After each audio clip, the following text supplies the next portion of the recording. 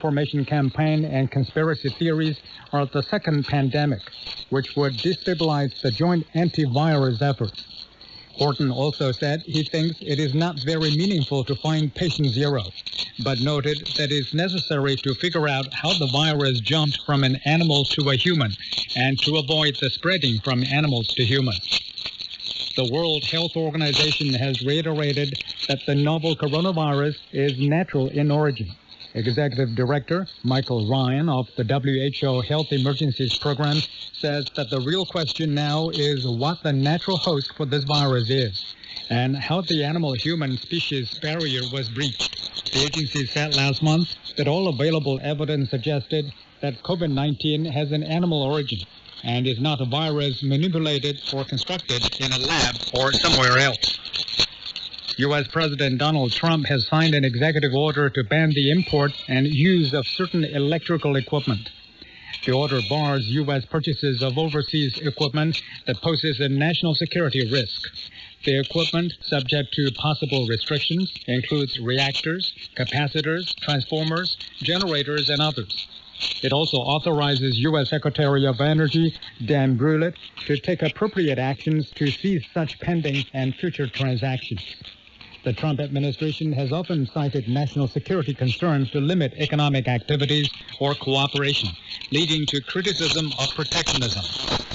Figures from Johns Hopkins University show that confirmed COVID-19 cases around the world have hit 3.2 million, with the death toll surpassing 233,000, and more than 1 million patients recovered. In the United States, over 1.1 million infections have been recorded, while close to 65,000 patients have died. The U.S. Food and Drug Administration has granted emergency use authorization for an experimental antiviral drug, remdesivir, to treat COVID-19. But the agency also notes that there is limited information known about the safety and effectiveness of the drug in treating COVID-19 patients. Remdesivir was shown in a clinical trial to shorten the time to recover in some people. The FDA says it authorized the emergency use of the drug since there are no medicines approved as safe and effective to treat people in the hospital who have COVID-19. The Russian Minister of Construction, Housing and Utilities has tested positive for COVID-19. Vladimir Yakushev says he will undergo treatment under the supervision of doctors. Russia has recorded over 110,000 confirmed COVID-19 cases as of Friday, up by a new daily record of nearly 8,000. Prime Minister Mikhail Mishustin confirmed he also tested positive on Thursday. U.S. Democratic presidential candidate Joe Biden has denied an allegation that he had sexually assaulted a former Senate staffer. At the center of the scandal is an allegation made in March by Tara Reid, a former aide in Biden's Senate office. She alleged that she was sexually assaulted in 1993 on Capitol Hill by Biden, who was a senator from Delaware at that time. Biden's direct response to the matter came as he formally began selecting his running mate. The former U.S. vice president has also faced multiple accusations of sexual misconduct, but he denied all of them. That's the news. I'm Wen Jie. Coming up on China Plus, The Point with Liu Xin, a production of CGTN. China, the world's second largest economy, is getting back to work as it wraps up its fight against COVID-19. What picture does the latest economic data paint? And the top U.S. intelligence agency says COVID-19 was not man-made or genetically modified, but Trump is still pushing his lab theory against the evidence. Why won't the Trump administration quit peddling its conspiracy theories? Welcome to The Point, coming to you from Beijing. I'm Wang Guan, sitting in for Liu Xin. After a 3-month lockdown amid the COVID-19, China is finally back in business. What is the state of China's economic recovery? Is it as good as the official numbers suggest? What are some of the challenges? For some insight, I'm joined by Professor Joseph from East China Normal University, currently in Memphis, Tennessee, and via Skype by Wang Cong, chief reporter from the Global Times. Professor Mahoney, I want to start with you. First of all, your assessment on the state of the Chinese economy and how it has coped with a 3-month lockdown and quarantine. Well, I think the first thing that we're seeing, as you have noted, is a gradual return to work. As you noted, I'm in Memphis, but I'm deeply connected to a lot of people there, and I have been seeing images and reports from a lot of my colleagues, friends, and whatnot, that things are slowly, not necessarily returning to normal. People still have to get their temperature checked and wear their masks and whatnot, but slowly going back. But I think, we're going to see three different stages here. The first was the initial domestic shock. Now we have to cope with the collapsing global demand. And then, the third will be future uncertainties as the fallout continues to ripple vis-a-vis new forms of competition, the potentiality of decoupling between the two largest economies, the United States and China.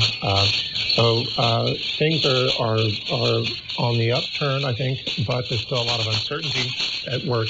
All right, Wang Tong in Beijing, back in 2009, the financial crisis, there were debates about the side effects of China's massive monetary stimulus. How do you assess China's monetary and fiscal policies this time around in response to COVID-19? Very, very different, Wang Guan. If you notice, because back in 2009, China, issued a massive stimulus plan that, kept the manufacturing sector going. And then by extension, that keeps the global demand for everything from raw material to everything to keep going. And many actually international experts said China's investment back then saved the global economy. And then this time around, we have seen a more targeted and measured efforts from the central government. For example, we haven't seen the massive stimulus into the infrastructure projects we saw in the 2008 and 9 financial crisis. What we've seen is a lot of focus on the consumption end of the economy, because if you and I know that consumption is the biggest part of the China's economic growth. Over the past couple of years, it contributes about 60 to 70% of growth. So everything in China this time around is about consumption. And how do they do that? They issue small loans to small businesses, and then taxes. And also, we have seen many local governments have issued, consumption coupons to stimulate consumption. And also, I want to bring, because we're at the Labor Day holiday, this is very, very important for both the Chinese economy and in terms of we have the fight against COVID-19. First, because this is the first major long holiday we have after the COVID-19. This is a test to see if consumers are comfortable enough to go out and spend. If we see more people going out, as I saw today, I went to see a house, because my colleague want to buy a house, and a lot of the renovations, a lot of these projects are coming back. Also, consumers are coming back, but also there's also the concern that if there will be a resurgence of the COVID-19. So after this holiday, we'll see a fuller picture of the recovery and also how effective China has been in containing that resurgence, so that epidemic. Sure. We're waiting to see how things progress in the coming weeks and months. Professor Mahoney, can we expect more physical and monetary stimulus from China's annual parliamentary sessions, the National People's Congress, starting May the 22nd? Well, I think my colleague, he was on the mark that what's happening now is very different from what happened in 2008, and I think it's fair to say, as he said, that the huge stimulus and loans that especially went to state-owned enterprises and infrastructure projects in 2008 did do a lot to save the global economy in 2008, and that they're not being done now. For a couple of reasons, maybe three reasons. The first is China doesn't have the capacity to do that much infrastructure investment. They don't need that much infrastructure investment anymore. And secondly, part of the longstanding structural reform is to try to reform the state-owned enterprises, get rid of toxic debts, not flood the economy with too much money quickly, as concerns related to 2009 show. So, as he said, there is this effort to be more responsible and to play things out a little more slowly, to manage it a little bit better. And I think that's very, very smart. And the government has much improved their macro controls and their capacity to do this since 09, 08. But in terms of what we might see from the two sessions, I think what we'll see is an endorsement of the policies that have been undertaken so far. I think we'll see a new raft of policies. Above all, this will, I think, continue to emphasize protecting lives, saving lives. There are lingering concerns of a second or third wave of COVID-19, and this will be difficult to prevent altogether. But clearly, that will remain a priority. Also, as was noted, the need to save SMEs, small, medium-sized enterprises, is a critical step at this point, as well as spurring domestic consumption. But in addition to this, I would hope that, despite the fact that we're seeing and will continue to see relatively low fixed asset investment, I would hope to see, against I think what some analysts are expecting, some tremendous investment in 5G, and above all, China's semiconductor production capacity. I think these are massive drivers to the future. I think they have immediately realizable benefits, and I hope that those are foremost on the minds of policymakers, as well as any sorts of reforms that need to be towards the education sector. Sure, we see a booming of digitization.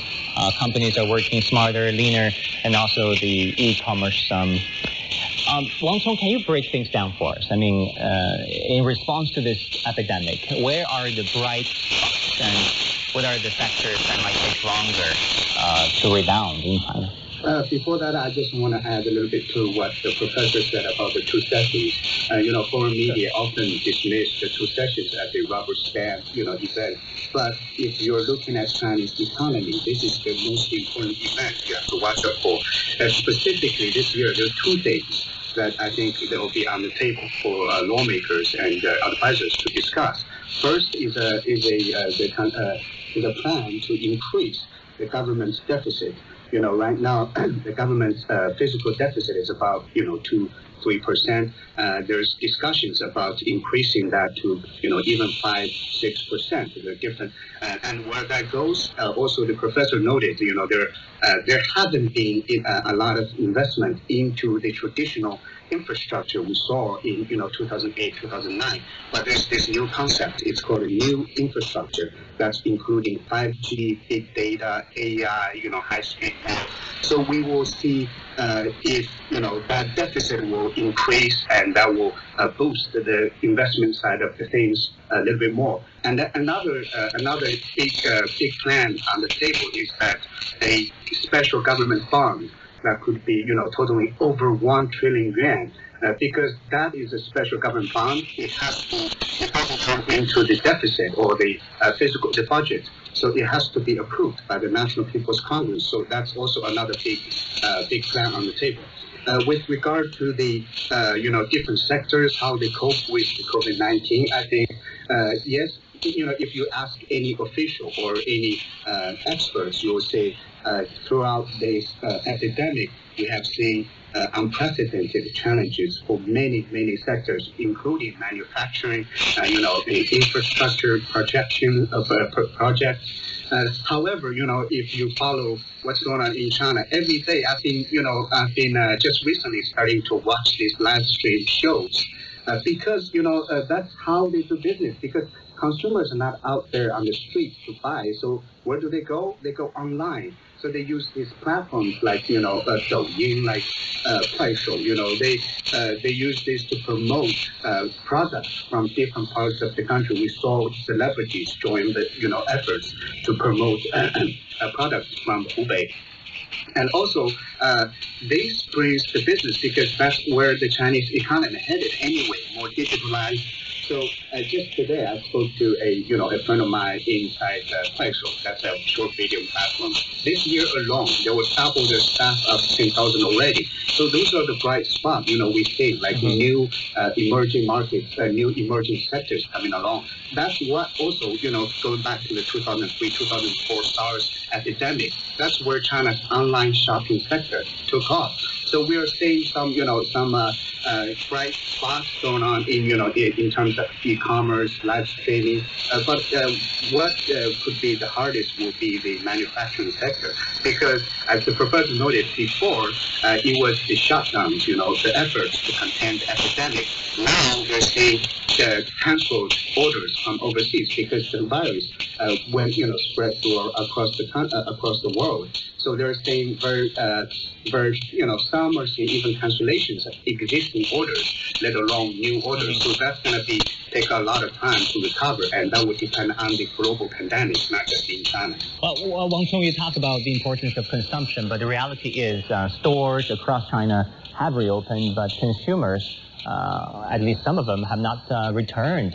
And there are joblessness. I mean, people lost their jobs, have their pay cuts, becoming a reality. Aside from shopping vouchers, what else do you think the government can do to prop up domestic demand? Unemployment, that's very important. For the last couple of weeks, we've been covering the unemployment issue. Because, think about it, in the first quarter, China's GDP shrank 6.8%. But for the government, for the Chinese government officials, experts, the ones I've been talking to, that's not on their mind, because they know that there will be rebound. Unemployment issue, however, is what keeps them awake at night. Because this is not about economic alone. It's also about social stability. China is a massive country with a massive labor force. And also, we've seen over the past couple of years that, there are more jobs in, high-paying jobs. However, a lot of migrant workers, they're about, I think, the size of UK. My colleague found out that, are actually didn't earn any penny, a single penny in the first quarter, because the manufacturing factories they worked for were shut down, and also now they can't find it. So what's important, here's what I hear the most, that first, they have to focus on the small businesses, because those are the biggest employees in China. Those are the companies who hire all these employees. That's why we see trillions of yuan in tax cuts, in financial support loans to the small business. So that's very important. Once we get those small businesses back, those jobs will come back. And also another difference, I just last point that between China and the U.S., we're seeing that there's some 26 million people out of jobs in the United States. In China, there are also, similar numbers, because, the official data and different estimates. Well, talking about that, Wang Chong, I hate to interrupt you, but I want to give our friend in the U.S. a chance to comment on that. The jobless numbers, Professor Mahoney, has been a point of contention, as some Chinese economists point out, that China's unemployment rate does not include workers in rural areas. Do you think there should be a rethink of how unemployment data is calculated to better help the jobless in China? I think unemployment data is always a very sensitive political calculation. It's a sensitive one in the United States, for example. We have many different measures. We have unemployment, we have underemployment. We have the idea that people who aren't seeking employment because they've given up, but they don't get counted. And then we often sometimes talk secretly about real unemployment rates and try to estimate what those are.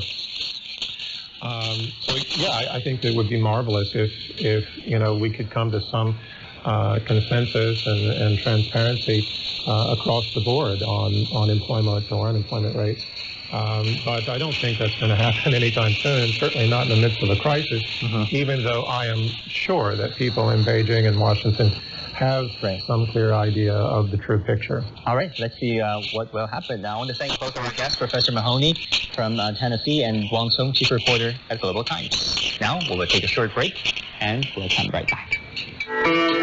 Capturing images of people across China, exploring its ever-changing lifestyles and feeling the heartbeat of its villages, towns and cities. Selfie, coming up at 30 minutes past the hour.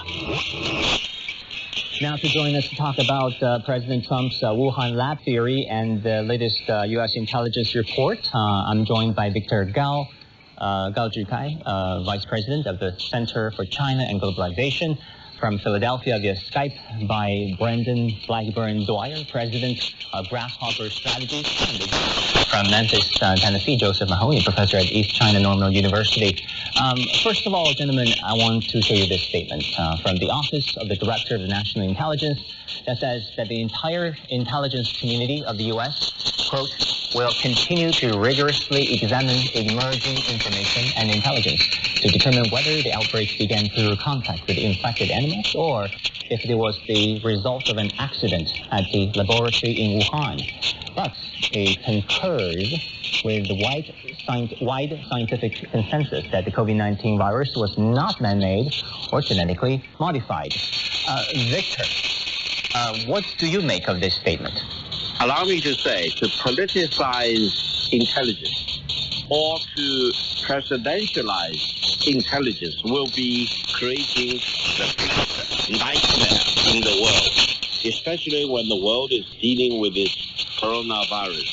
I think politics need to be taken away out of intelligence, and I truly respect the quality of the intelligence in the United States when they say they see no sign of virus being man-made or man-interfered, for example. That should be the end of the story. But if political forces, Republicans, or the U.S. president personally get involved in changing the conclusion of the intelligence, this will be a major intervention. This will destroy the credibility of the intelligence, and this will bring disaster to the United States as well as people fighting coronavirus everywhere in the world. It's very, very unfortunate and very regretful, to say the least. Brendan, this report said the virus is not man-made or genetically modified, but it also says the intelligence community of the U.S. will keep looking if it is accidentally released from a Wuhan lab. This doesn't sound like a total exoneration of China to me. Am I wrong? It's not a total exoneration of China. And we need to understand that while I share Victor's distaste for any true politicization of intelligence, that some of this is not politicization. Because we have to understand that there's a difference between the scientific community saying this is not a man-made virus or a man-interfered virus. They're talking about that the virus at its core is not genetically modified. It was not made out of nothing. In that sense, they say it's a naturally occurring virus, similar to something like Ebola. But what the intelligence community is saying that they are going to continue to explore is whether a lab accident led to the general exposure of non-lab personnel and the general public to a potentially naturally occurring virus. That would be akin to a lab studying Ebola having an accident that they released Ebola on the general population. Now, again, I'm not saying that that's what's happened. I'm not making the accusation that's what went on in Wuhan. I think we need to give intelligence agencies the time to figure this out. We need to give everyone the time to figure this out. And I do think that President Trump has already tried to jump to a conclusion that is politically seemingly beneficial to him against the advice of his intelligence advisors. But we still need to understand that when the scientific community says it's not man-made, that doesn't mean that there wasn't a lab accident that led to widespread exposure. All right, points taken. Professor Mahoney, Trump said in a response to this release of the intelligence report that he had seen evidence that the coronavirus emerged in a Wuhan lab, but then quickly backtracked somehow, adding that he was not allowed to share the intelligence and that his administration was examining multiple theories about the origin of the virus. Do you believe what Trump said? To be frank, I don't. First, he does have the right, as the President of the United States, and on a number of occasions, he has the right to immediately declassify and to speak whatever he wants, whenever he wants. And, I think, him saying that he has proof is not something that we can trust. But at the same time, I would agree with the first comments, but I would say, I don't think any of us are naive about the politicization of intelligence. We can go back and look at the politicization of intelligence that took place in the lead-up of the American war in Iraq, the Second Gulf War, which created a tragedy that continues to ripple across the Middle East, including in Syria today. I don't think that Trump can be trusted on this. I think he's given us a lot of misleading statements before. I think he's even told us at a number of points that we can't trust the American government itself. He's alleged that there's a deep state at work trying to undermine him or undermine other American values.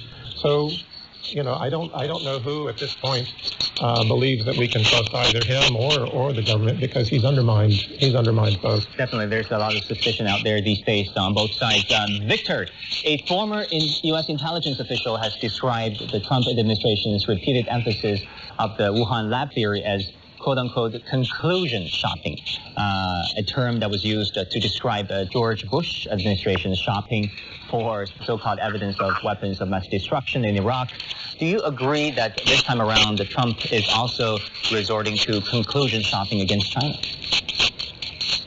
Allow me to make several points. First of all, I don't think President Donald Trump is doing the correct thing to serve the best interest of the United States, the American people. He's probably trying to do whatever he can to help save the presidential election.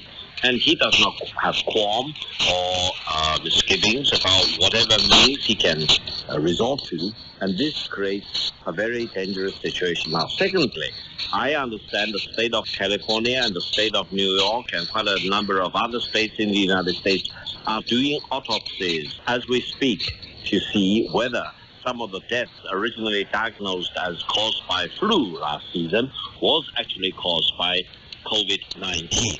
And according to the already reported autopsy reports, the death happening in California on February the 7th was caused by coronavirus, and it would bring the first patient in California back to early January, if not back into December 2019. Let's give time and leisure to the state of California and state of New York to continue their autopsies and see what exactly happened in some of the states in the United States, whether coronavirus really broke out earlier than thought.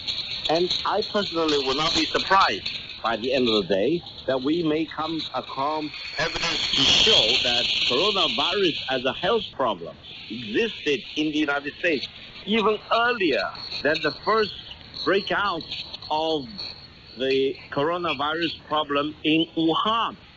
I don't think anyone can fool the whole world all the time. And I don't think try to politicize information or intelligence and try to impose one's version of truth, no matter how faulty it is, onto the rest of the world can solve the problem. It will not serve the fundamental interests of the American people. And I think the closure of Fort Detrick military laboratory last year and the very suspicious e-cigarette vaping incident need to be investigated as thoroughly as possible to make sure that mankind does, by the end of the day, get to the real origin of the virus. That's all from this edition of The Point.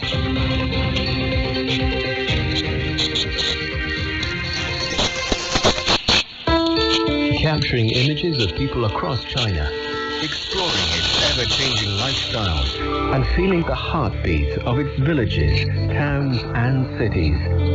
This is Selfie. This is Selfie, giving you real-life stories in China.